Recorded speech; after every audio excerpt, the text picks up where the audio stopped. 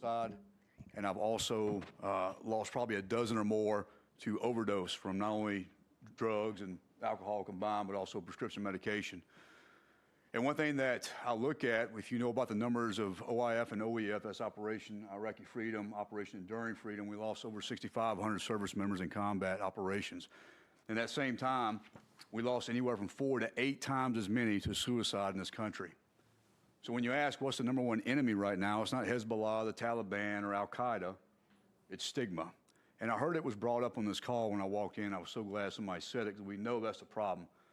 But before we do throw money at things, and this program we're about to talk to is an awesome program, you have to have policy in place. They have to know what they can and can't report, what's fact and what's myth. And what I find out working with the National Guard is there's a lot of myth when it comes to mental health care.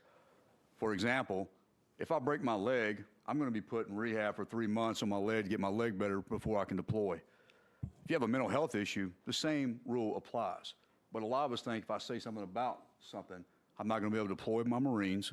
I'm not going to be able to check my weapon out of the armory. I'm not ever going to be able to do my job. So guess what they do? They compartmentalize and they hold on to stuff. And what happens is, especially with first responders and veterans, and the reason I'm talking first is because I'm going to turn it over to Alan in a minute, is a lot of our veterans leave their organizations as service members and join the first responder ranks. And I bet right now, if y'all counted how many veterans you have amongst your ranks, you'd be surprised. And I would bet that half of them have never been to the VA.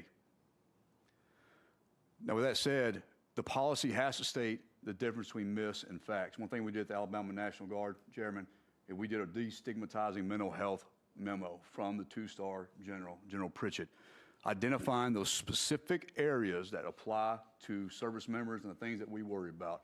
Our security clearance, our ability to keep our Second Amendment right, our ability to deploy with our brothers and sisters, which is probably the number one thing. And I think from that perspective, and whoever said it, we don't want to throw money until we have a policy. I think that's the number one thing that we need to look at.